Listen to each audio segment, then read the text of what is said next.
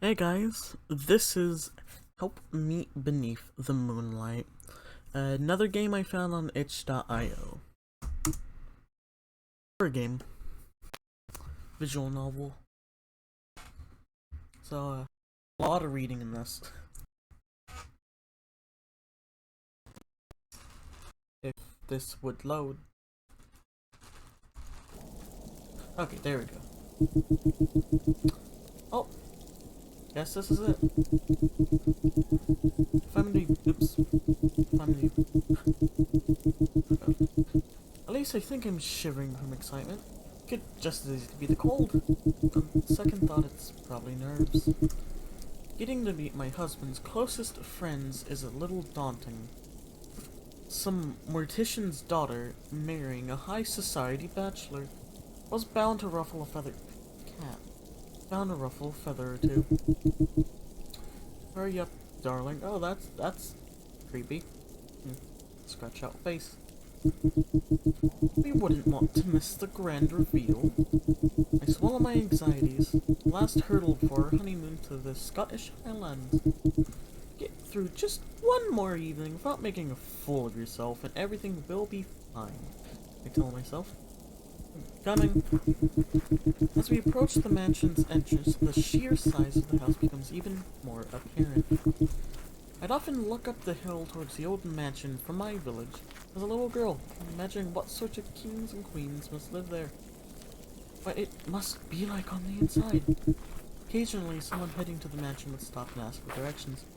It always looked so regal, unlike anyone in the village. I never dreamt I'd actually be attending a ball here one day.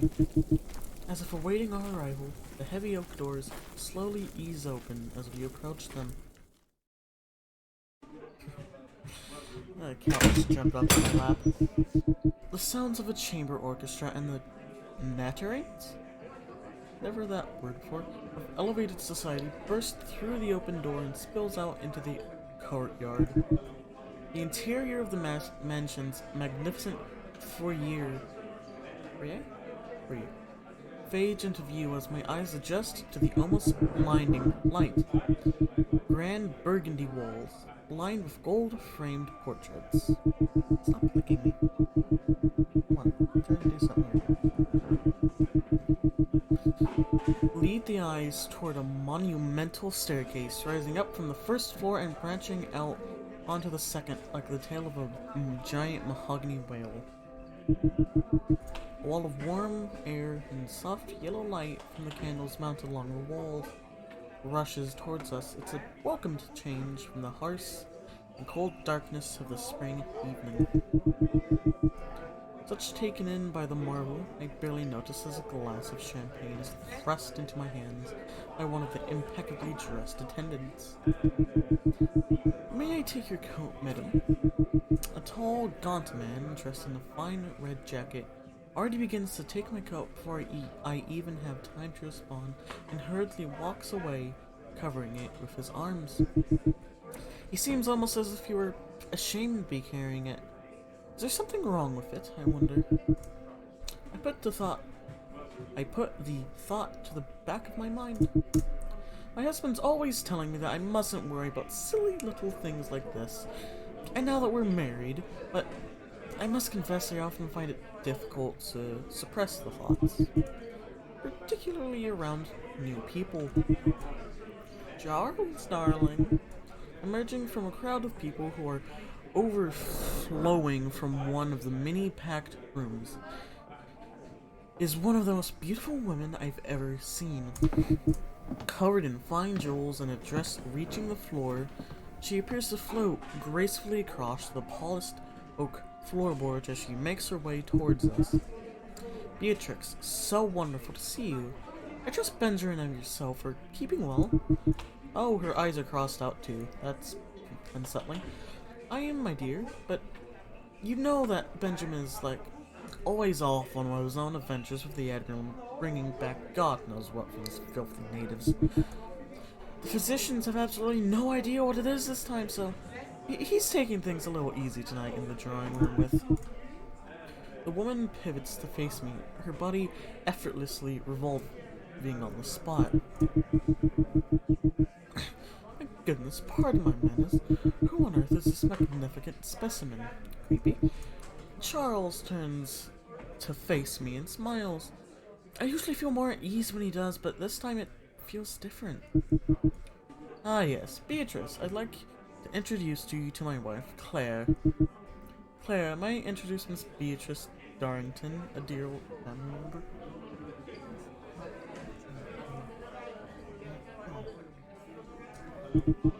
Family friend. Old? The woman snaps, a hint of humor in her voice. Careful, Charles. I know where the bodies are buried, you know. Beatrice turns to me with a smile and a wink. Why don't you join the men in the drawing room, Charles? Charles is fidgeting on the sleeves in his jacket. He seems nervous. Tonight, they're to offer him the diplomat's position. I suspect that has something to do with the way he's been acting. I can't really picture myself as the wife of a diplomat. Entertaining Spanish dignitaries and dining with the royal family. But it all sounds awfully exciting. Regardless, I just need to make sure that I'm on my best behavior so that tonight goes as smoothly as possible. He's worked so hard for this. Beatrix glides toward an ornate large wooden door to the left of the hallways and beckons me over. Come, Claire, I'll introduce you to the other ladies in the parlor. Pretty good writing on this so far. Beatrice leads me through the large wooden door. As we draw closer, I notice the hundreds of intricate carvings covering the door and its frame. Depictions of what appear to be caterpillars line the outer frame, while swirling patterns of vines and hanging cocoons occupy the door itself. In the center of the uppermost panel is carved a single butterfly, its wings outstretched to display a mesmerizing pattern of coils and right angles that looks almost mechanical, like the inner workings of a clock. Entering the parlor, it becomes apparent that the room has been exclusively reserved for select few female guests. From the way they're dressed, I presume them to be the wives only, the most highest profile men here tonight. Pearls, gold, and jewels hang from every woman, each faultlessly dressed in fine silks and lace. I've never felt so out of place, but Beatrice's friendly demeanor does come as some comfort. The bay windows face out towards the front of the house. From up here on top of the hill, I can see the lamplights from my village pushing through the thick fog. When Charles visited my father's mortuary all those years ago, I would never have guessed that one day we would be married. He was so stuck up back then. Always so prim and proper. I found it adorable. Ladies, Beatrix proclaims, addressing the other women in the room who are currently huddled together by the roaring fireplace like moths to a lit candle. I'd like to introduce you all to the newest member of our society, Miss Claire Eddington.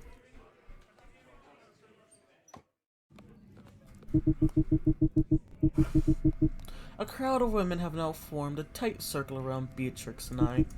One by one, the women introduce themselves. The wives of landowners, high-ranking politicians, captains of industry. Between them, these women belong to the same of the most powerful people in the world. As the wall of women thins, introductions finally come to an end. I noticed a woman sitting in a darkened corner of the room. Although I can barely see her, I get a sense that she's looking towards me. Not wanting to leave anyone for my introduction, I begin to cross the room towards her. Ooh, that's spooky. As my eyes adjust to the shadow, I can make out the outline of a much younger woman than I was initially expecting. I don't believe we've been introduced. The woman sits still and silent. My name's Claire. It's nice to meet you. The woman continues to remain still. I initially misinterpreted it as a heavy breathing. I can make out a quiet whispering coming from the woman. Perhaps she's unable to speak properly. I lean in, hoping to make out the words. Okay, she looks like a monster. Did I just hear bone cracking? I swear I'm hearing bone cracking. Well, that's just my headphones. The shrouded woman suddenly lurches forward and grabs my hand. Startled, I look down at the hands now grasping tightly onto mine. I recoil in disgust.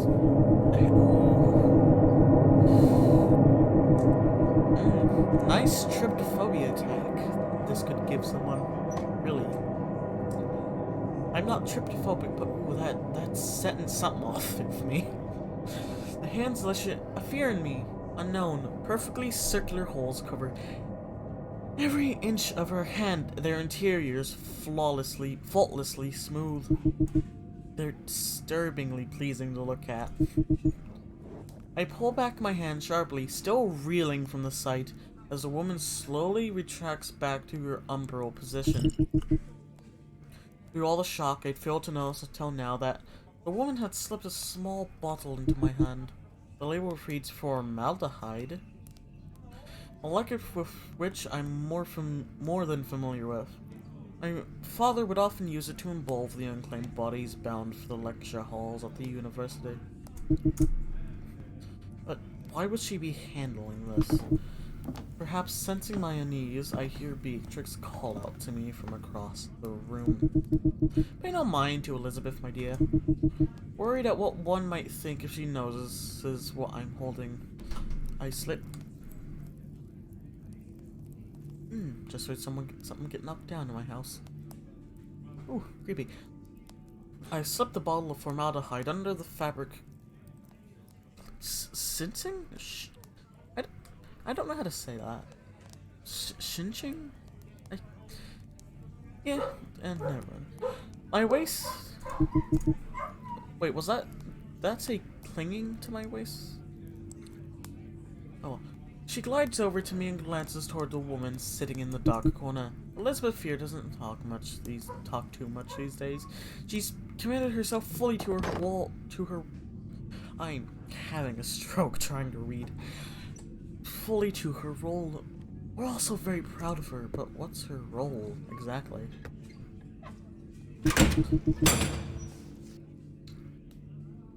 Another crossed out photo. Looks like this person has massive lips for some reason. There you are, you daft cow. A deep voice cries out from across the room, quickly followed by a guttural laugh. Stood in the doorway is a large, obese man, clearly heavily inebriated, propping himself up against the doorframe. Beatrice, visibly startled, snaps to face the intruder. Darling, how wonderful of you to drop by. Are you feeling much better? His grey tongue licks his dry, shriveled lips as he approaches. The stench of a cigars. Oh, not again. Cigar smoke fills the air. His face, wet with grease and sweat, is covered in bulging yellowish pustules so large that I fear they'll burst at any. Ooh, that's disgusting. It sounds like he has the bubonic plague. He wraps his arm around Beatrice and drags her in closer. Her attempts to shroud her discomfort with a fake smile fails to pass as convincing to everyone watching. Hello, ladies. Lovely to see you all, as always. The repulsive man latches onto my hand and, with an alarming force, pulls me towards him. And who is this supple young thing? I catch my balance just in time to feel the slimy press of his cold, deflated lips against my hand. Claire, I'd like to introduce you to my husband, Mr. Benjamin Darrington. Beatrix seems relieved that his attention is now moved on to myself. I try not to assume what attracts a woman to a man, but this corpulent slug standing before me couldn't possibly be the spouse of the woman introducing him. Could this really be Mr. Darrington, the intrepid explorer I've heard so much about? You, my dear, are absolutely Jesus, this guy is adorable. Such a shame to waste you on just one man, don't you think, Beatrice? Oh God, I don't like this guy. His bellowing laughter detaches pieces of chewed meat from his gnarled and twisted teeth and sends them flying across the room. Yes, what a lucky man that Charles is. The intensity of his stare is something I've come to accept from men of his age. A lucky man indeed, he grunts. Ooh. Ooh, what do God, I don't know. Either pull the hand away or not. Pull away or not. Pull away or not. I'm not going to. Darrington, the voice commands the attention of everyone in the room, all of which turn and gaze at the parlor door. Oh! I can actually kind of make out this one's face a bit. There stands a very old and very frail gentleman in a green uniform adorned with a dozen or so highly polished medals. Admiral? Admiral. The same Admiral who owns this mansion, I wonder. Despite being much larger than the Admiral, Mr. Darrington seems terrified in the old man's presence. Return to the drawing room at once, Darrington. Of course, Admiral. The odious Darrington scurries across the room and leaves through the wooden door from which he entered, avoiding making eye contact with the Admiral as he does so. The Admiral glances over to me. I'm unable to glean anything from his expression. I get little time to ponder on it before he promptly follows Mr. Darrington out of the room. I do hope I haven't ruined anything for Charles. Everyone visibly returns to ease as the doors close behind the two men. Oh no, did I just step like that? Oh, oops. Now that we're alone, ladies, Beatrix seems to have reverted back to her confident self now that her husband is no longer present. I think it's time we met clear here into our little secret. Secret, you say? Don't tell me you haven't noticed. You are such a beautiful woman, Claire, and I forgive you for thinking that all these good looks will last you forever. But sooner or later, that harsh reality of it all will come crashing down on you. Your looks will fade, your body will wrinkle, and Charles's eyes will start to wander. It's inevitable. Pretty soon, maybe 10 years if you're lucky, you'll be out on the street, find yourself replaced by a much younger, perkier one. That's just the way things are with men. They expect beauty, and it's our duty to them as our wives to provide them what they desire. That is God's plan for us, after all. So naturally, one needs to take measures to prevent such things to happen. Don't you agree? No. Well, of course, darling. We can't have you hanging from Charles' arm, looking like a withered crone whilst you're out there in Spain representing the British. Yeah, darling. She holds out her open. Ooh, that looks like a snail. Are you really gonna make me eat a snail? Take this and you needn't worry ever again. In her open pouch sits a large gray coiled insect. It's alive, its legs withering in the air as it lays stuck on its back. The fuck? What the hell is that thing? This, my dear, it's a marvelous creature. It was many years ago now. I was just a young girl at the time. The Admiral had returned from one of his many expeditions carrying a small wooden box full of the things. They'd been looking into them apparently and had figured out that they had this wonderful property of keeping one thin and beautiful. Needless to say, it pretty quickly became one of our secrets here. One of the other women speaks up. Interestingly, I don't seem to recall her from earlier introductions. Unlike the others, she's dressed surprisingly conservatively. No jewel or finery, save for a small silver crucifix at the end of a rosary-beaded necklace. Combined with her withered face and smug expression, there's no mistaking that I'm in the presence of an— Oh, no. Oh, I hate that. Ooh, the person who did the art of this game, really good. Ooh, that's real freaky. It's one of our Lord's most marvelous creations. Its eternal beauty is God intended Eve to provide for Adam. The Lord God said, "It is not good that the man should be alone. I will make him a helpmeet for him." Okay, so the title isn't, okay. Isn't misspelled. "You see, little girl," she spouts patronizingly. "It's a woman's place to support her husband in life as it has been for generations. Beauty is just a part of that which is tasked to us." I don't like this person already. "A woman is to be the flower upon his mantle, protected from the harshness of the outside, forever bringing beauty to the man who plucks her from the ground.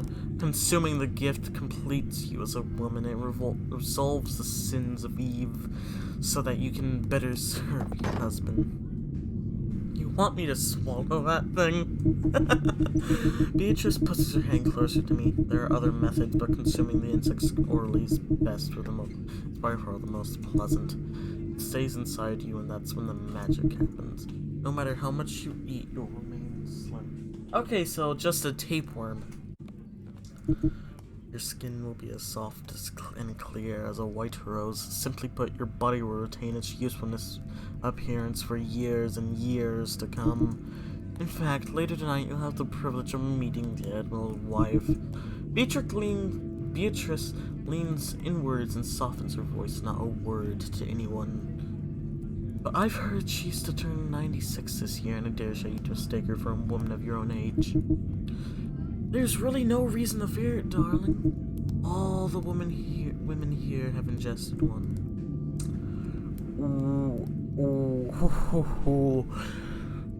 Ooh. Big decision here. Big one. Ooh, I don't think I'm gonna. I don't think I'm gonna. My dear, you wouldn't want Charles to run off with another woman now, would you? Your emotion does little to convince me. I know Charles loves me, however, there's another reason I'm swayed to accept. I can't let Charles down, not tonight. If I'm to be accepted by these people, then I surely can't be refusing the first gift they offer me. Ah, you fool! No, it's a live bug that... I slowly pick up the writhing bug from Beatrice's palm. Steeling myself, I quickly put the insect into my mouth. I take a sip of the champagne and swallow hard. I feel it writhing on my tongue and down my throat. Marvelous. Beatrix leans the other women in a polite applause. At the same time, I begin to feel a sharp pain in the pit of my stomach. I clutch my stomach as a hard jolt rushes through me. Ah, yes. I did fail to mention that you may feel some pain at first. Don't worry, your body will acclimatize to it. It's simply the miraculous effects of being gifted to your body. It's the pain we all must endure as payment for Eve's sinful ways, child. Pain is required for beauty to flourish. But simply, pain is beauty, and beauty can only be born from pain. The pain... What are you doing, cat? Sorry, my cat keeps sprinting across my bed for some reason. Anyways, the pain continues to grow. It's hard to push the thought of that insect latching onto my stomach to the back of my mind. Don't jump on the table, cat. Come on. Please. Well, damn. Cat terms. Oh, warning. The entire mansion reverberates with the ringing of a large bell that sounds throughout each room. Oh my, what a perfect timing. Beatrice beams with delight. Perfect timing for what? It's time for the reveal of the Admiral's wife. Please don't jump on the table. She rarely makes appearances these days, but when she does, it's always a sight to behold. She was the first of us to go through what you've just experienced. Come. Beatrix asserts excitedly, already motioning towards the parlor door. Come quickly, we wouldn't want to miss her.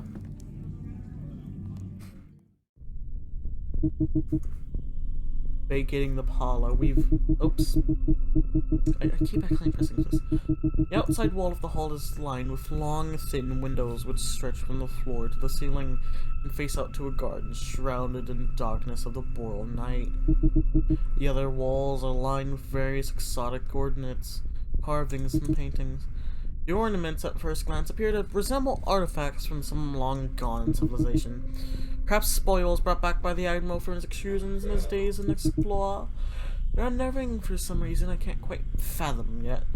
Surprisingly familiar, like the fading memory of a frightful dream. The attendant stood in the hall, silently facing a set of double doors. Toward the light of the front hall, I see Charles in the distance. I try to wave at him, but he, along with everyone else, seems to be fixated on the double doors. The pain from the creature is growing more and more intense now, with a loud clunk that echoes throughout the grand hall. The lodge's double doors burst open. From the darkness behind them emerged a woman sitting on a wheeled leather chair, being pushed out by one of the attendants. The squeaking of the wheels finally comes to a stop, and I peek above the woman in front of me to take a better look. I almost collapse, stunned and horrified at the sight before me. Oh!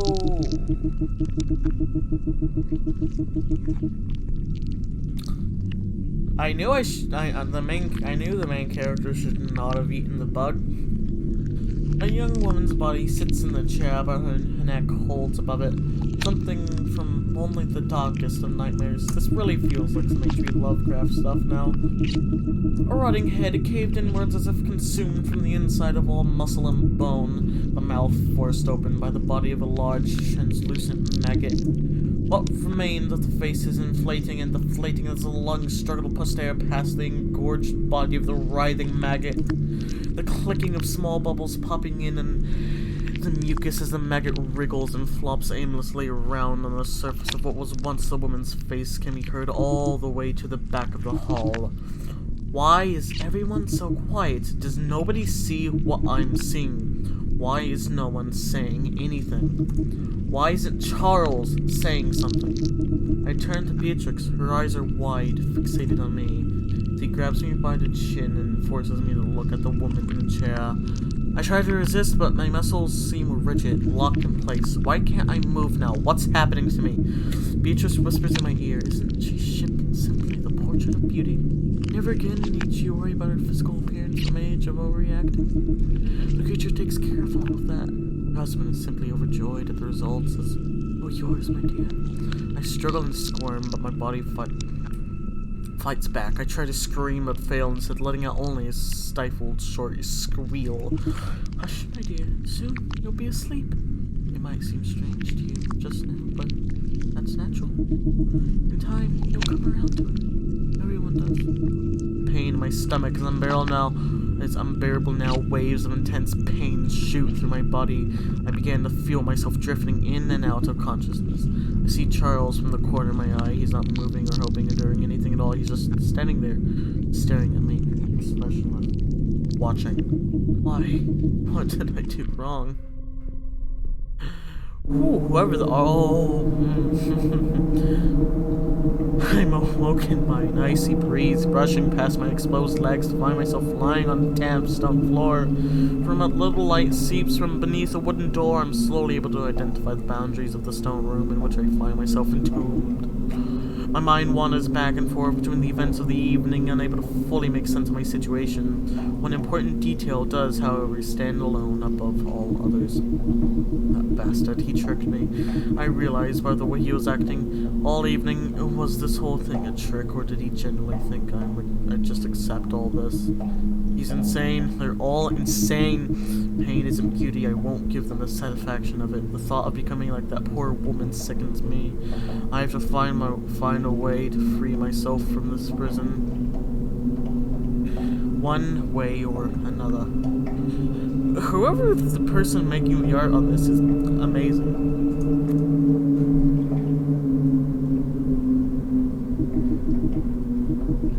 Oops. Wrong button. Predictably, the door is locked tight. Attempting to cry out for help, I find myself find only a whisper passes through my lips. My throat feels tight. It's difficult to breathe. Following the icy draft leads me to a pile of rocks in the corner of the room. I lift one of the rocks to unveil a small hole that leads outside. The faint blue hue of moonlight illuminates the interior of the hole, sending a beam of light shooting into the darkness of the room. The hole itself is far too small to make any attempt at an escape. While reaching inside in an attempt to loosen the bricks which make up the wall, I find a scrap of rolled up paper. Looks like someone was trying to hide it in here. I angle the paper against the shaft of the moonlight. Written on the page is what appears to be a letter. Samantha, I pray that this letter finds you before it's too late.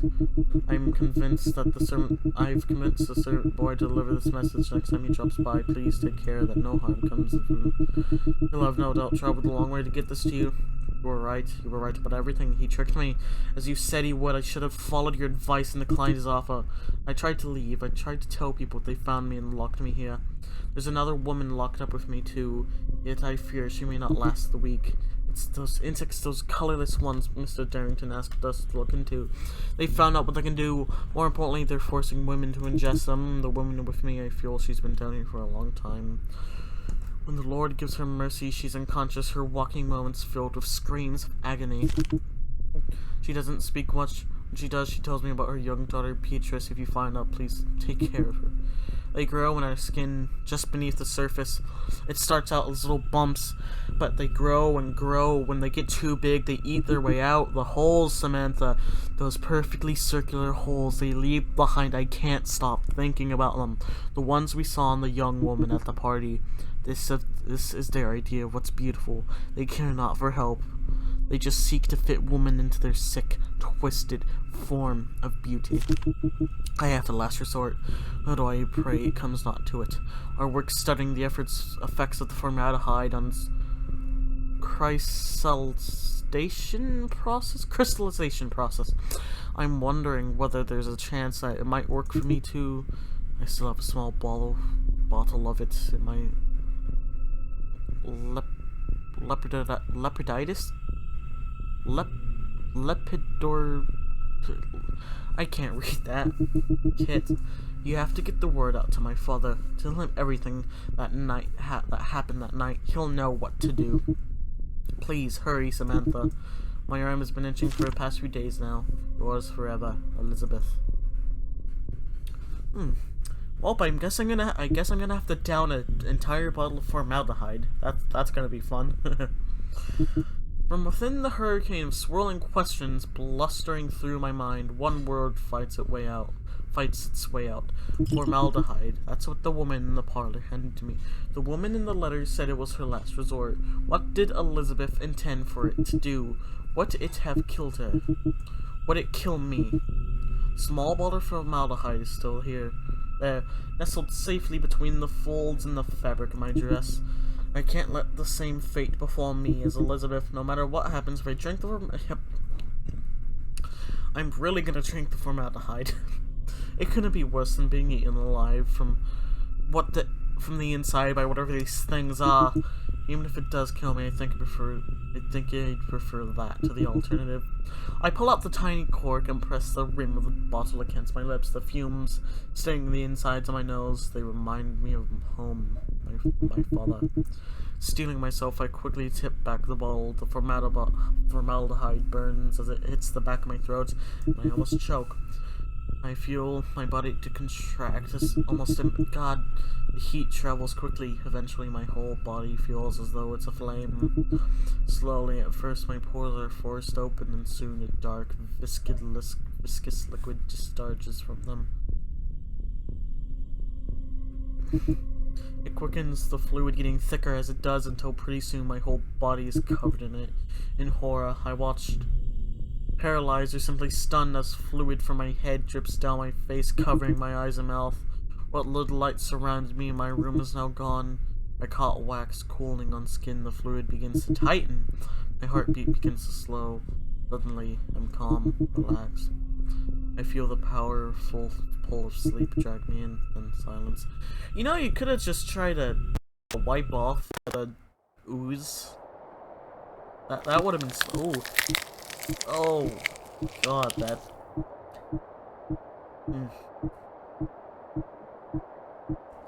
As pieces of the chrysalis finally began to dry and fall away, Claire slowly begins to awaken.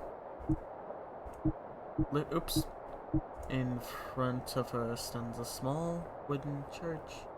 The peeling white paint on the church's facade illuminated by the pale moonlight. As she began to stand, she's reminded of me as I thrash and gnaw at her from within, and the sharp pain shoots through her once again. Through the pain, she hears me calling out to her body, her autonomy. It is now mine to own, as I will her to move. It is so. Oh, you. Oh, the cat, please. Your cat, come on. No, please. Okay, you can stay over there. I did not expect this. Oh, this is... I really did not expect this. I thought this was going to be a purely visual novel-based game. Is it... A large iron panel, rusted from years, withering, slides back to reveal a keyhole. Oh, God. I'm slightly lagging from this, sadly. But this is still cool. Oh. Is there gonna be something in the furnace? Oh, don't tell me I'm gonna get lost or stuck at this point. This is actually cool. I like this. I'm gonna have to break through like the window or so. This mound, it's making it look like I have to go through the window. Ooh, there's someone at the pasture pedestal, I think. Can't really tell. Okay, there's not, just a shadow. Where's the key? Oh, I really hope I don't get... I really hope... Oh, there you go. The image in front of her is all too familiar. A picture of the mansion stands tall against the pale sky. Unaware of how much time has passed since she trapped us in that rotting basement, she mistakenly admires the intricity of what she believes to be a painting. But I know the truth. I've been waiting and listening as the world outside changes. Technology marched endlessly onward, but society stood firm. Soon, I think to myself, I will join my brothers. As she reaches out to touch the picture, perhaps to admire it for the more. A large rusted key falls out behind the pixel frame, and as I will it, oh, cat, no, don't fall. Please. She picks up the key and places it into her pocket. God, you're scratching me by trying to hold on to me.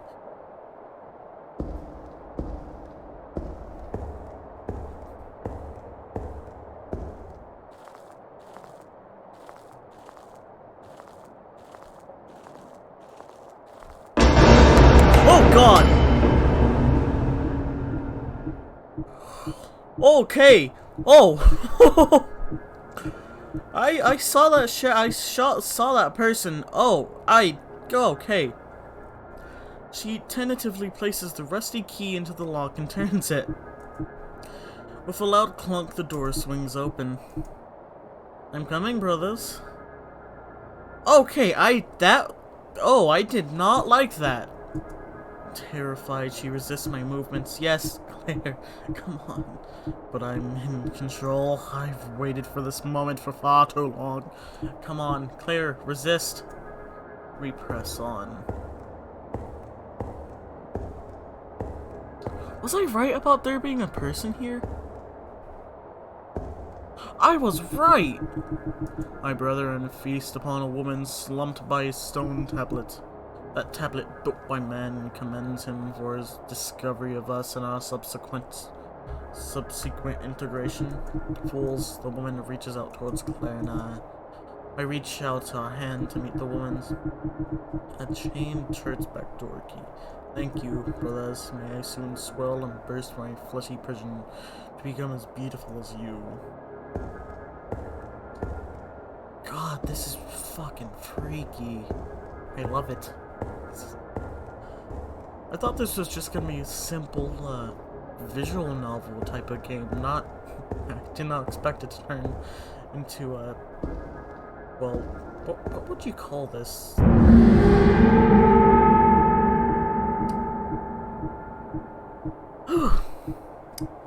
Okay.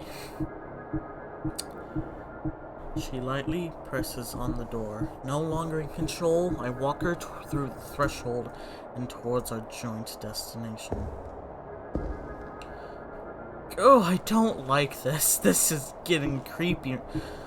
Claire tried to resist me, but alone she's weak. Perhaps together they could all resist us, but what a stupid thought. Most men do nothing to stop us. Why would they? We make everything so easy for them, after all. No, we're far too ingrained now. A parasite buried deep within their society. For thousands of years, we waited for a society that would appreciate us. For a society that would love us, feed us, allow us to grow. Who would have thought that such a society would have been born from man and his own lust for control?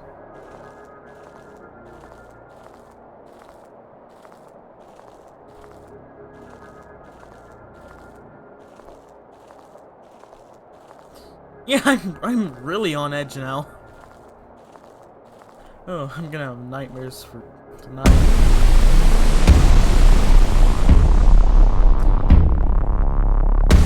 Oh, God, I hate those tentacles.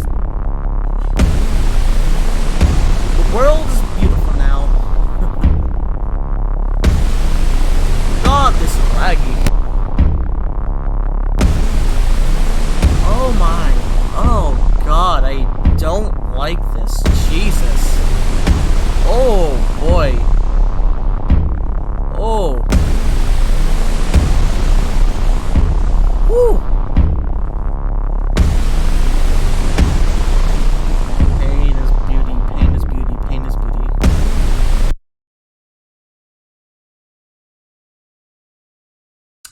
Oh, that was something. That was something. Oh, okay. I really did not expect it to turn into that. That was fun. I like that. Yeah, I'll put the link of this game in the description and the creator's Twitter account. Yeah, like, subscribe, whatever. I'm gonna go have nightmares now. Bye.